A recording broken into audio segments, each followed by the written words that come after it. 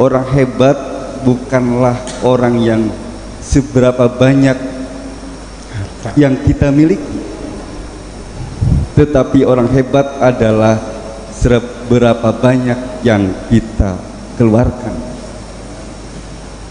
Jadi ini sangat, kalau dunia sekarang orang hebat itu kan, yang dikatakan hebat salah satunya adalah dari sisi materi, sebanyak apa yang dia miliki maka akan kejar demi mencapai kehebatan. Salah satunya kepintaran pun seperti itu. Jadi segalanya saat ini, dunia ini terkungkung dengan materialisme. Namun Buya menyatakan bukan itu, tapi seberapa banyak yang kita berikan pada orang lain, pada makhluk lain, pada lingkungan, pada kehidupan ini. Ini saya sangat kagum sekali dengan kriteria yang pertama. Kedua, orang hebat menurut puisi ini adalah orang yang bergantung bukan pada siapa-siapa, tetapi hatinya hanya bergantung pada Sang Maha Pencipta. Itu tadi di tengah-tengah itu. Dan itu lebih mengagumkan lagi. Orang hebat ternyata tidak mementingkan dunia, tidak menggantungkan kehidupannya pada makhluk, tapi orang hebat menurut Buya dalam puisi ini adalah orang yang selalu menggantungkan segala hal kehidupannya pada yang menciptakan kehidupan ini. Itu yang kriteria yang kedua. Yang ketiga, kata Buya di yang puisi ini, orang hebat adalah, saya lupa lagi juga ya. Ada yang ketiga itu, nanti saya sampaikan. Oke. Kedua, Buya saya mensoroti pembukaan tadi waktu di Dalil Quran dibuka. Buya menyampaikan bahwa salah satu tanda orang yang cinta kepada Allah, beriman kepada Allah adalah mengikuti Rasulnya. Cinta taat pada Rasul itu bukti cinta kepada Allah. Itu dalam pembukaan tadi awal. Saya menafsirkan artinya ketika kita akan mengejar cinta kepada Allah, tentu koridor atau pintu yang harus kita lalui adalah cinta kepada Rasul. Artinya segala hal yang dilakukan oleh Rasul, yang dilakukan, yang menjadi hobi Rasul, yang menjadi sebuah adat istiadat Rasul, maka itu menjadi sebuah jalan yang kita tempuh. Saya menyimpulkan begitu, Bu ya. Artinya orang yang selalu meniti kehidupannya sesuai dengan contoh Rasul, dalam hal ini adalah mungkin salah satunya sumber-sumber yang menggambarkan kehidupan Rasul terekam dalam hadis, dalam sunnahnya Rasul, maka itu bagian dari orang yang cinta pada Allah dengan cara mengikuti jejak langkah Rasulullah Shallallahu Alaihi Wasallam berdasarkan sumber-sumber yang sahih, baik itu riwayat Bukhari Muslim ataupun yang lainnya, asal kabar itu sahih, betul dilakukan oleh Rasul, terekam jejak ininya, maka itu bagian dari cinta kepada Allah melalui jalur pintu Rasulullah.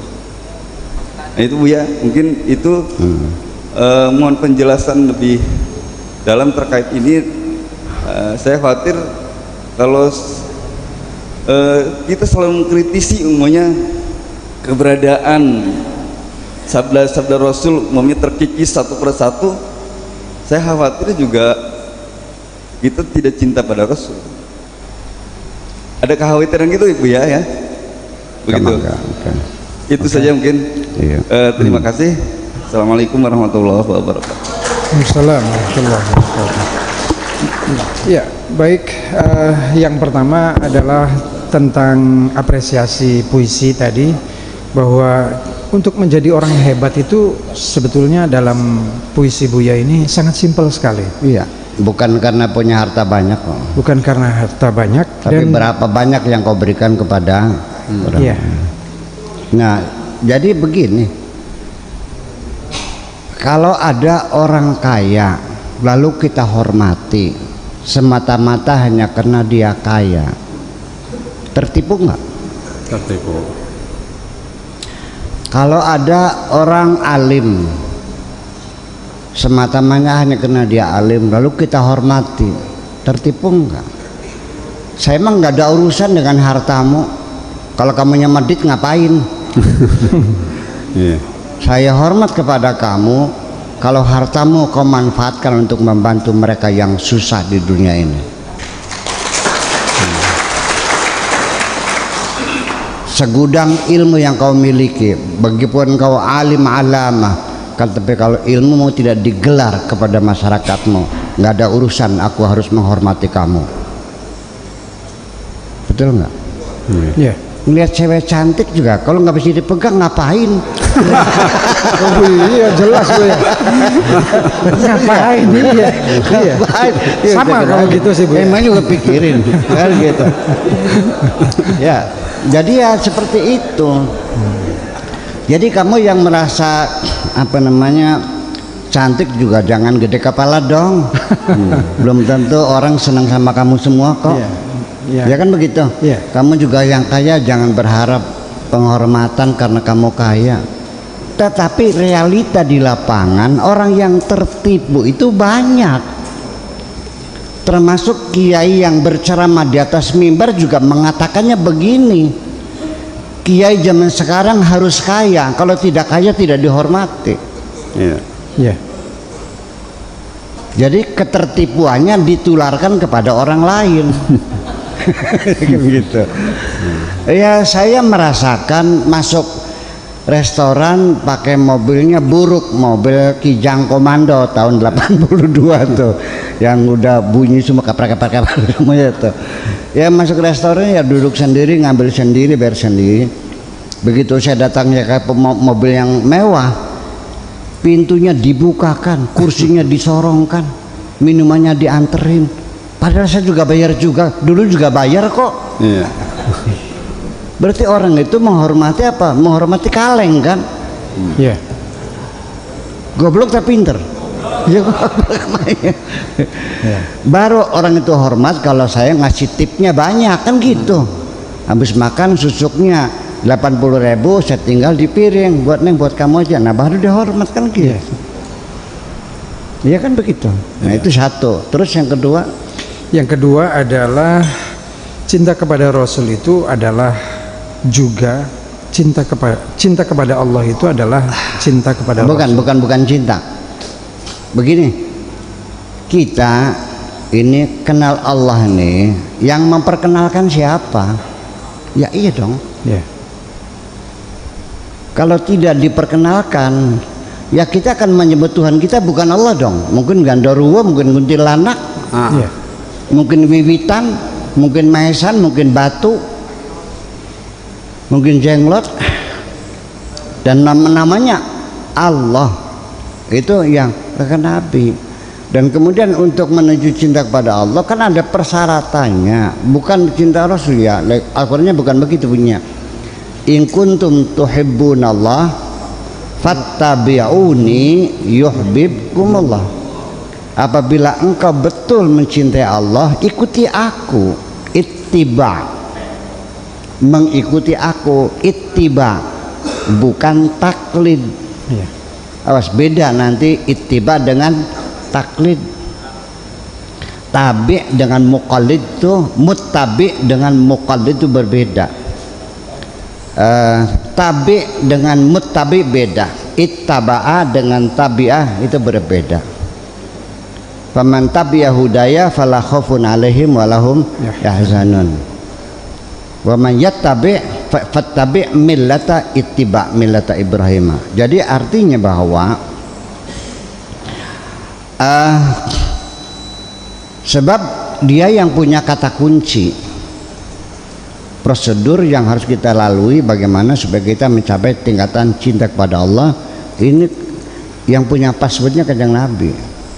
yang punya itu. Makanya kita harus ikuti dong. Nah, ketika mengikuti Kanjeng Nabi itu jangan taklid, tapi ittiba. Artinya ada rasionalisasi, bukan hanya nyungsep lagi. Jangan kayak bebek ngintil, yang di depan nyemplung semua, bukan begitu. Kalau orang ittiba tuh, Nabi pakai siwak, kitanya pakai sikat gigi, pakai odol.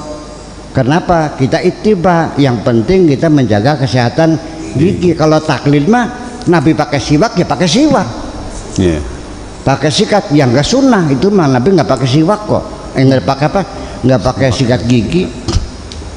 Nanti ceboknya juga pakai batu, nggak boleh pakai tisu, karena Nabi nggak pakai tisu. Nah itu namanya taklid begitu tuh. Tapi kalau ada orang begitu juga saya tidak menyalahkan, barangkali saking cintanya kepada Nabi, ya kan begitu, tolong jangan disalahkan. Itu jadi, nah sedangkan kita ini terlahir di abad ke-21, Nabinya lahirnya abad ke tahun 571, abad ke-6, di paruh di penghujung abad ke-6, Nabinya abad ke-7. Jadi sudah 1400 tahun yang lalu. Dan hadis Nabi sendiri itu baru dikumpulkan setelah 150 tahun Nabi meninggal. Yang cerita orang-orang katanya. Maka timbul ilmu hadis. Ada riwayat, ada diroya, ada sanad, ada matan, ada takhrij, ada dobit, ada sahih, segala macam. Ya kan?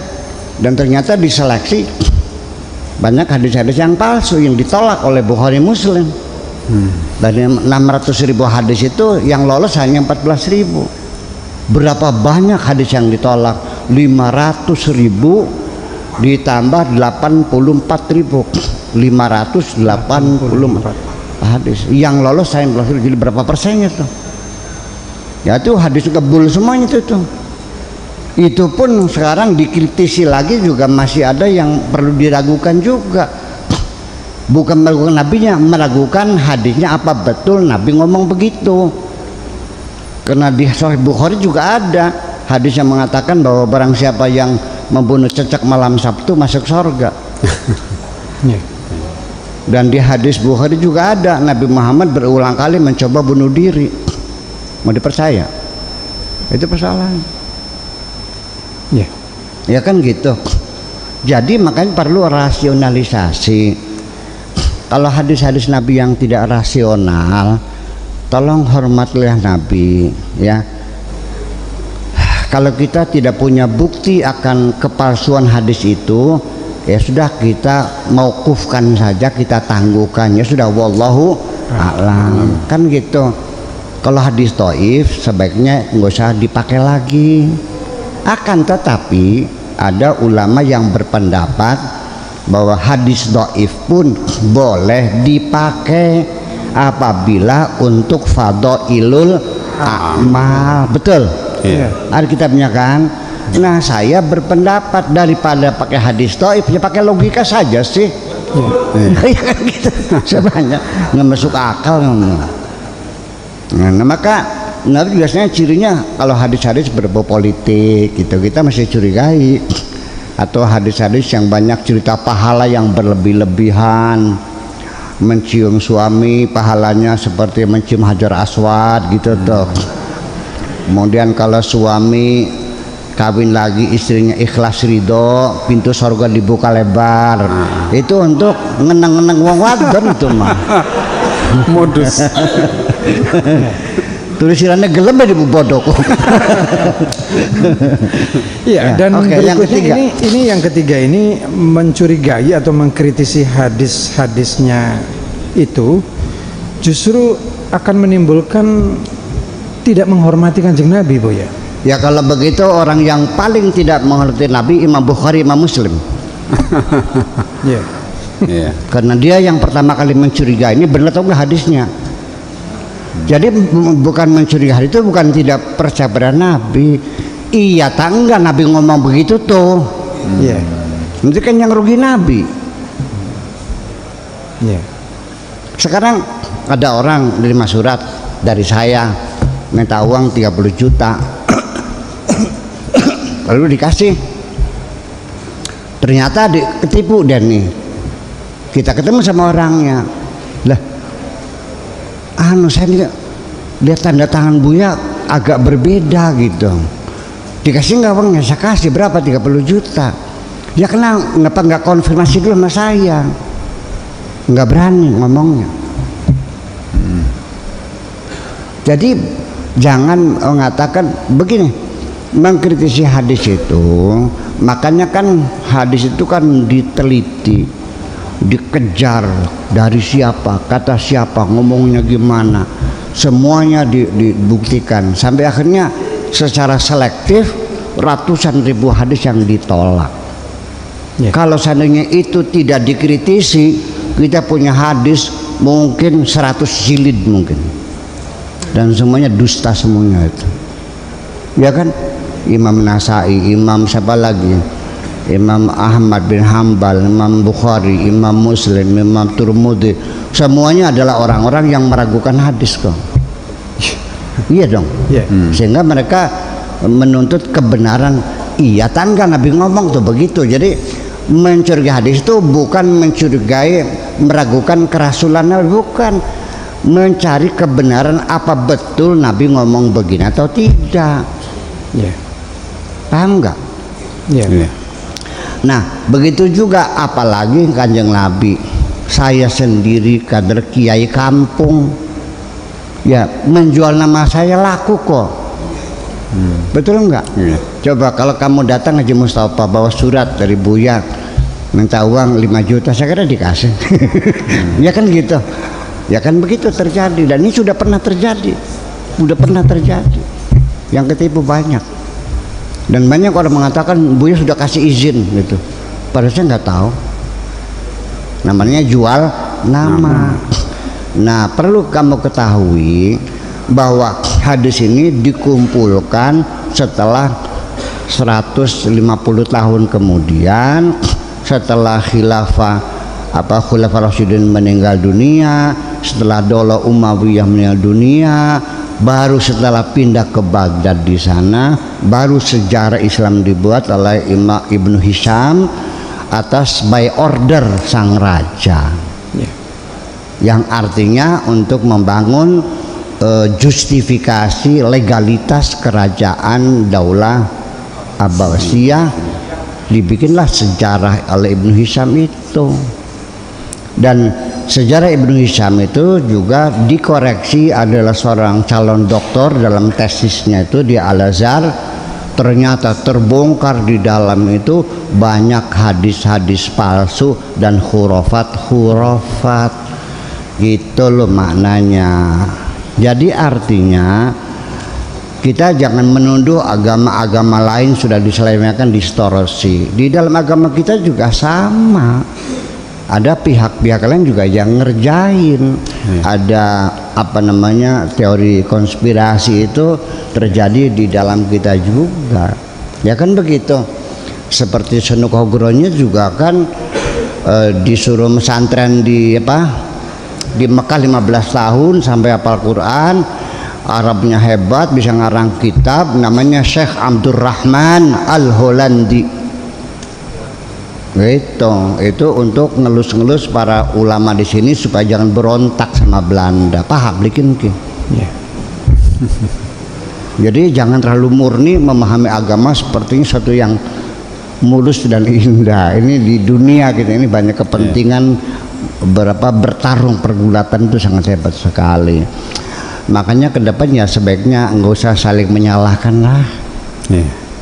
Tidak elok lah saling menyalahkan tuh, ya udah aja lah. Yuk kita siap berbeda, kan begitu. Kebenaran mutlak hanya di tangan Allah. Apapun yang kita temukan kebenarannya sangat relatif sekali. Itu aja, terima kasih.